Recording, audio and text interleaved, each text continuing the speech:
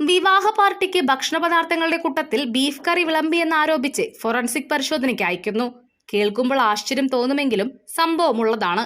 പക്ഷേ അത് കേരളത്തിലല്ല, ഉത്തർപ്രദേശിലെ അലിഗഡിലാണ് സംഭവം.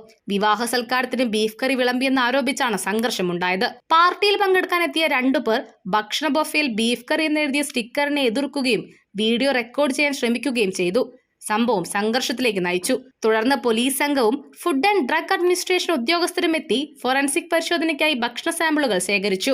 സംഭവത്തിൽ കാറ്ററിംഗ് ജീവനക്കാരനും മറ്റ് 2 പേരും ഉൾപ്പെടെ 3 പേരെ ചോദ്യം ചെയ്യുന്നതിനായി കസ്റ്റഡിയിലെടുക്കുകയും പിന്നീട് വിട്ടയക്കുകയും ചെയ്തു. ഫോറൻസിക് റിപ്പോർട്ട് ലഭിച്ചതിനു ശേഷം നടപടിയെടുക്കാമെന്നാണ് പോലീസ് പറയുന്നത്.